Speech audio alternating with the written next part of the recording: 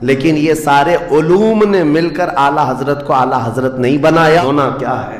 قبر میں ہمارے ساتھ بیٹھنے والا کون؟ یہ وہ امت ہے جس کے لیے میں رات رات بھر کھڑے ہو کر دعا کرتا ہوں. انہوں نے فرمایا ہر جمعرات کو میری پوری امت کے اعمال میرے پاس پیش کیے جاتے. وہ طارق بن زیاد ہی ہے جس نے پوری کشتیوں کو آگ لگا دیا تھا. آدمی سوچتا نہیں، سمجھتا نہیں، بس اپنے وقت کو ضائع کر رہا ہے، برباد کر رہا ہے، بیٹھا ہوا ہے، گپیں لگا رہا ہے. میں آپ کو بتاؤں، ہماری عمروں کا احتساب ہونا چاہیے. ہماری زندگی کو گن کر کے دیکھیں کتنے سال کے ہیں ہم. 25 سال، 30 سال، 35 سال، 40 سال، اور اس کے بعد گنو ہم سے کیا ہو سکا ہے اس دنیا میں. ہم اس دنیا میں کیا کر چکے اب تک؟ ہم سے کچھ نہیں ہوا. اگر تاریخ میں آپ کو بتاؤں میرے عزیزو، آپ کو پتہ ہے اس ہندوستان کی سرزمین پر سب سے پہلے لشکر اسلام کی سپہ سالاری کرتے ہوئے آنے والا ایک نوجوان محمد بن قاسم 10,000 کا لشکر لے کر عرب سے آیا تھا اور پرچم اسلام لہرایا تھا. تاریخ میں آج بھی رقم ہے. اپنے تو اپنے پنڈتوں نے بھی اس تاریخ کو لکھا ہے. ہاں، پنڈتوں نے بھی لکھا ہے. اور یہ محمد بن قاسم 10,000 کی سپہ سالاری کے ساتھ ہندوستان میں آ کر اسلام پھیلایا. عمر کیا تھی؟ صرف 19 سال کی عمر تھی. 19 سال کی عمر میں یہ عظیم کارنامہ انجام دینے والا، انہوں نے اپنی عمر کا صحیح استعمال کیا، اپنی ایج کو برباد نہیں کیا، ضائع نہیں کیا. طارق بن زیاد جس کا یورپ بھی قائل ہے، جبل الطارق آج بھی ایک مقام ہے یورپ میں جس کو جبرالٹر کہا جاتا ہے. یہ حضرت طارق بن زیاد کے نام سے ہے. یہ پہلا سپہ سالار ہے جس نے پوری دنیا کے سامنے وہ عزم پیش کیا تھا. یورپ کی سرزمین پر جب کشتیاں لے کر پہنچے تھے یہ مومنین کی تعداد، وہ طارق بن زیاد ہی ہے جس نے پوری کشتیوں کو آگ لگا دیا تھا. کہا تھا کہ ہم پیچھے مڑ کر جانے والوں میں سے نہیں ہیں. جتنے ساتھ آئے تھے سمندر پار کر کے، کشتیوں کا سفر تھا، کشتیاں لکڑی کی بنی ہوئی، آگ لگا دیا اور کہا اب اس عزم کے ساتھ اترو، یا تو ہماری قبر بنے گی یا تو ہمارا جھنڈا لہرائے گا. میرے عزیزو، عمر 22 سال کی تھی. طارق بن زیاد، اور ایک دو نہیں، میں تمہارے سامنے مثالیں رکھوں. ہندوستان کی سرزمین پر ایک ولی کامل کی آپ کو میں تاریخ اگر بتاؤں، جو سرکار سیدنا غریب نواز رضی اللہ تعالیٰ عنہ سے بھی 200 سال پہلے اس ہندوستان کی سرزمین پر تشریف لائے اور اسلام کی خاطر لڑتے لڑتے شہید بھی ہو گئے، اور جن کا لقب سلطان الاولیاء ہے، سیدنا سالار مسعود غازی رحمۃ اللہ علیہ. ان کے متعلق یہ فرمایا گیا وہ سلطان الاولیاء ہیں، ہندوستان کے اولیاء اکرام کے بادشاہ کی حیثیت ہے. سرکار غریب نواز سے بھی پہلے آئے، لیکن ان کی عمر ان کی شہادت کے وقت 19 سال کی تھی. صرف 19 سال کی عمر میں وہ مقام عظیم پا لیا.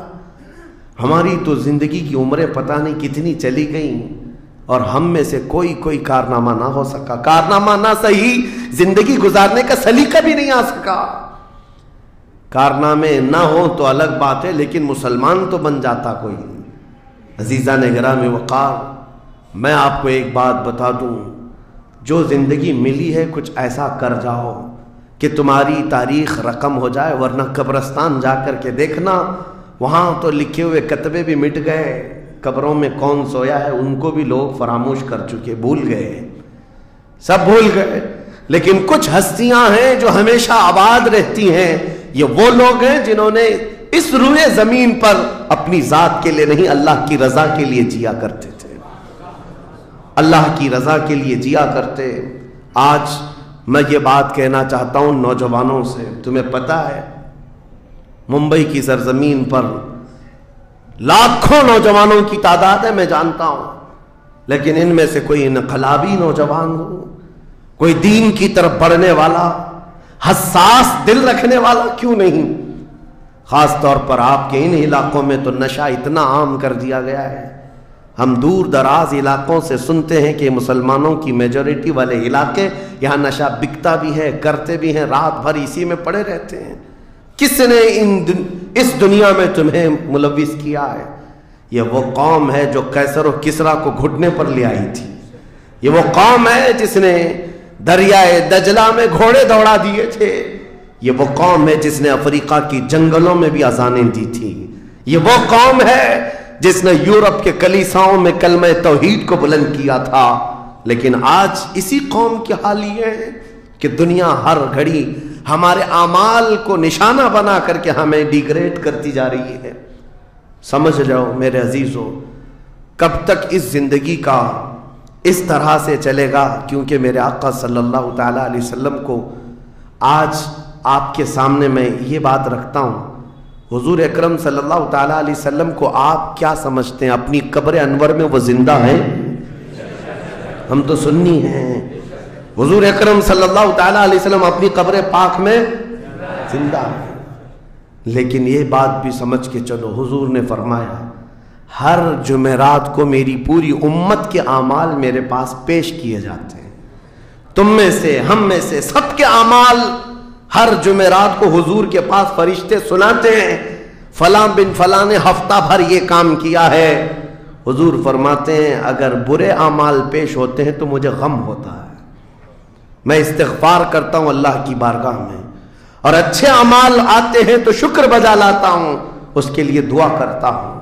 عزیزان گرامی وقار، کبھی پلٹ کر کے زندگی میں دیکھنا کتنے جمعرات ایسی چلی گئی ہوں گی جس میں ہمارے کون سے اعمال فرشتے لے جا کر کے سنا رہے ہوں گے۔ حضور اکرم صلی اللہ تعالیٰ علیہ وسلم کی بارگاہ میں جب ہمارے اعمال یہ کہہ کر سنائے جائیں آقا آپ کا فلاں امتی بے خبر ہے، نہ نماز پڑھتا ہے، نہ ہی آپ پر درود پڑھتا ہے، نہ ہی وہ کبھی نیکیوں کی طرف آتا ہے، وہ تو گانوں کی دھن پر جی رہا ہے، صبح اٹھتا ہے شام ہوتی ہے تو اس کو تو فلموں کے نغمے یاد ہیں، آپ کا کوئی قول یاد نہیں۔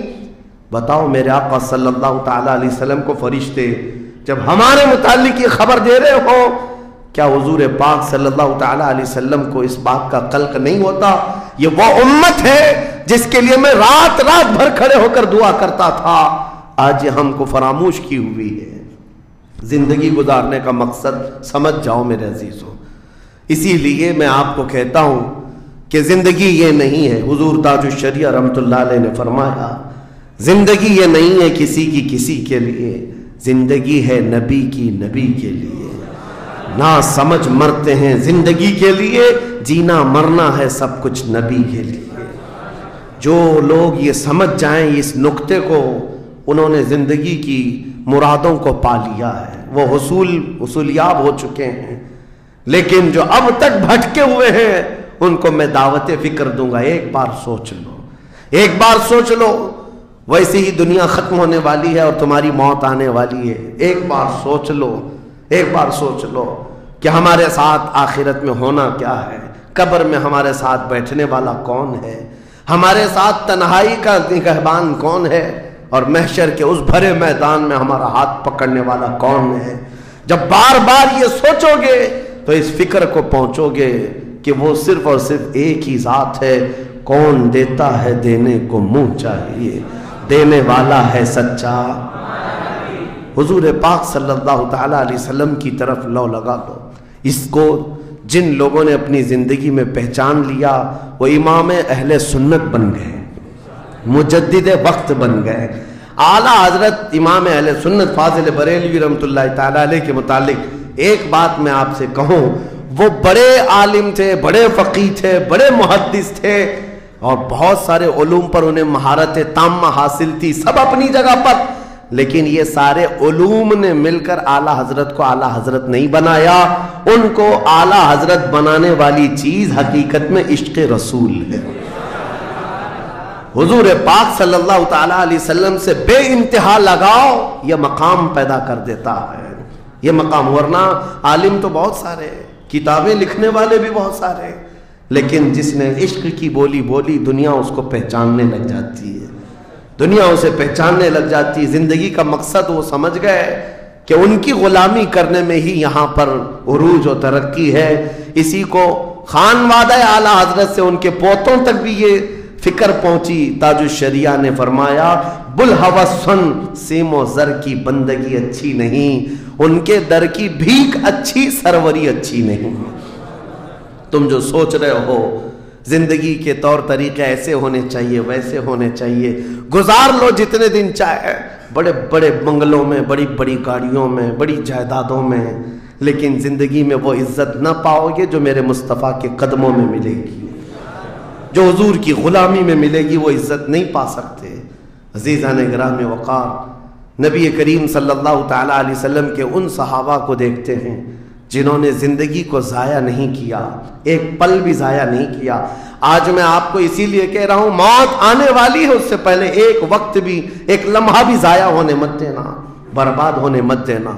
जो वक्त है, मैं मिस्र में देखता था बसों में भी, और कभी कभार टिकट काउंटर पे जो लाइन लगी रहती थी, एक स्टिकर लगाया गया था, अक्सर जगहों पर ये स्टिकर पढ़ने को मिलता था, इजअलुल इंतज़ार फिल इस्तिग़फ़ार, ये जो वेटिंग टाइम है इसको खाली खड़े होकर के मत गुजारो, इतनी देर इस्तिग़फ़ार करो और दुरूद पाक तो पढ़ो।